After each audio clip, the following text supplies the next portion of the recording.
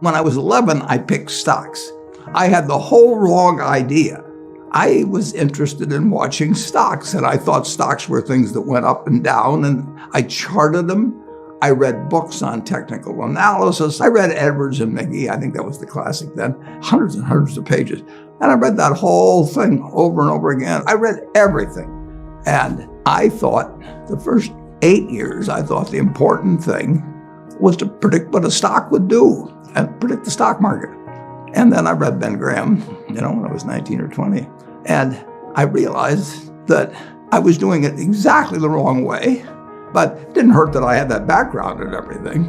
And I rejiggered my mind, and when I read the book, The Intelligent Investor, and from that point, I never bought another stock. I bought businesses that happened to be publicly traded, but I became an owner of a business, and I did not care whether a stock went up or down the next day or the next week or the next month or the next year, and I didn't have any idea what it would do. I didn't know what the stock market would do, but I knew businesses.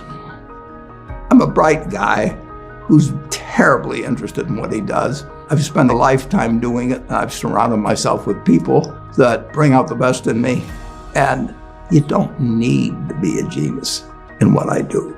That's the good thing about it. If I went into physics and a whole lot of other subjects, I'd be an also-ran. But I am in a game that you probably need 120 points of IQ, But 170 doesn't do any better than 120. It may do worse, probably do worse, but you don't really need brains.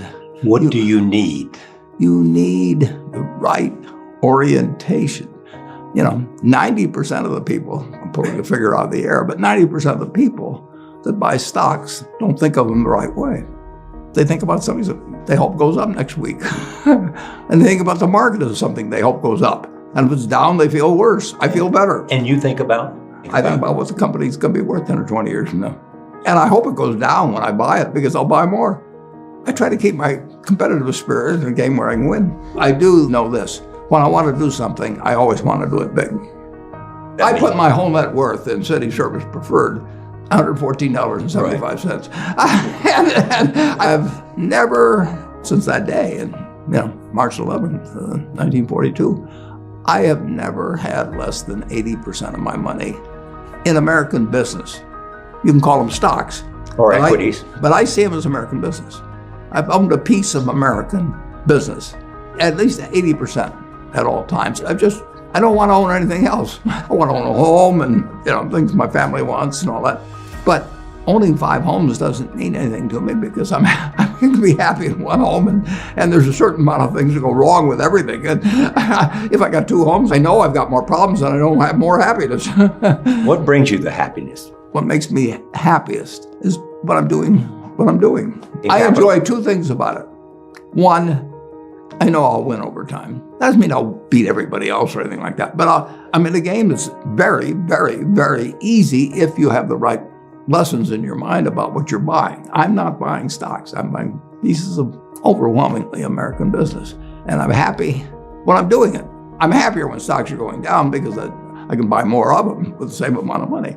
I'd be happy if I was a farmer. I'd want farmland to go down so I could buy more acreage. It just makes sense. I'll tell you the second thing I really like.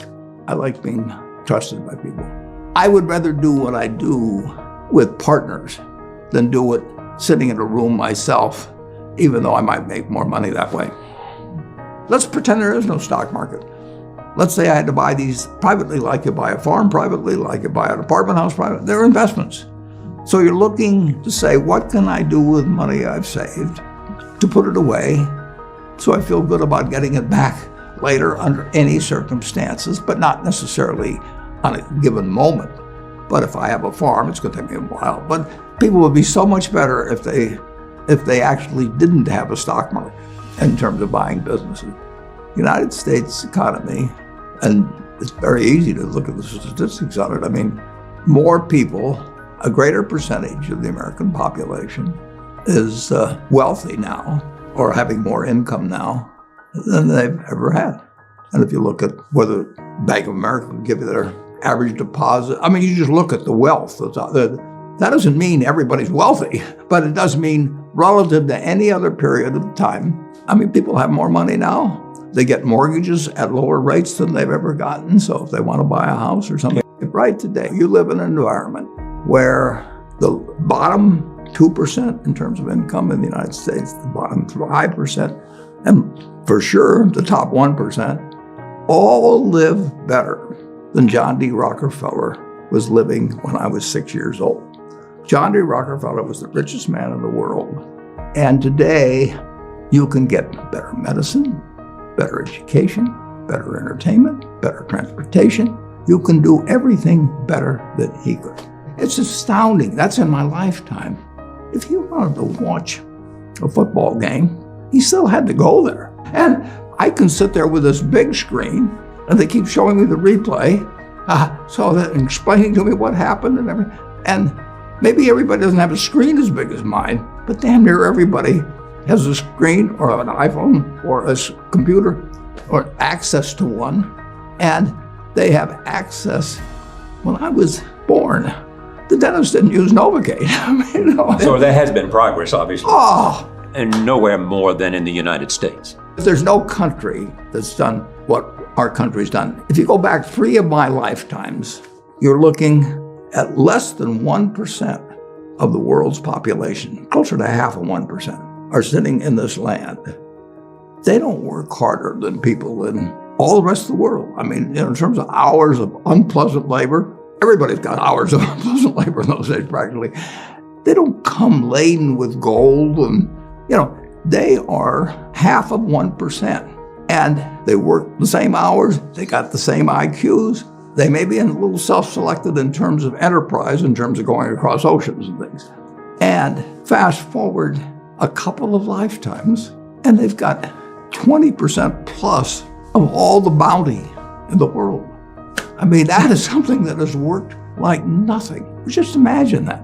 If you've gone to anybody, Constitutional Congress, in 1789, if you go to any one of the representatives there, and you said, I want to tell you what this place is going to look like, in 3 more of your lifetimes, your great-great-grandchildren are going to be flying in the skies, they're going to be watching sports all over the world, they're going to be entertained, their medicine.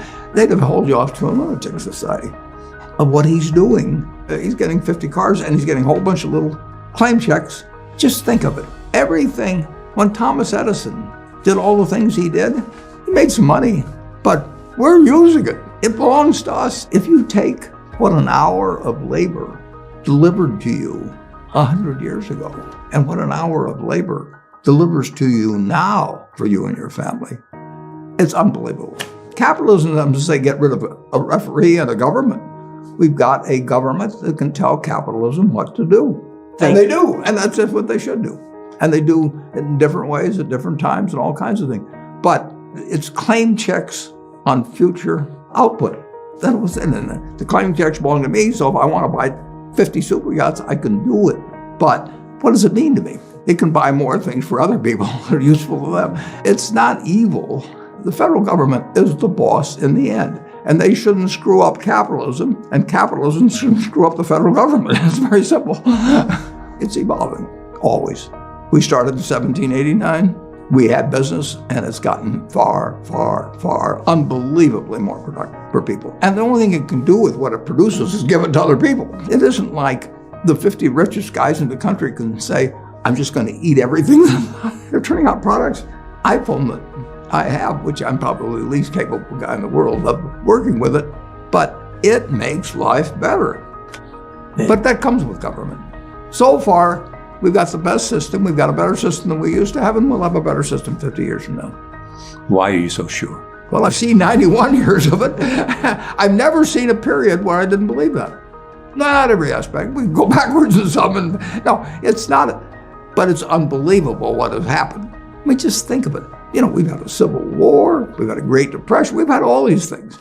Pandemics? Yeah, I'll guarantee you we'll have something, next year and the year after and the year after. But in a herky-jerky but dramatic manner, business moves forward, government moves forward, more important, people move forward. I mean, I am happy to tell people that the same thing I've told them before, but they'll never get the message, most of them, but a few do, that the most, best thing to do if you want to invest for the long term, His index. and it's the S&P 500 index. Right. And what's happened, of course, is that organizations like to grow. So they set up indexes on different industries, different countries. And as soon as you do that, you're violating basically what Jack Bogle said. He says you don't know enough to pick the right businesses, which means you don't know enough to pick the right countries, you know enough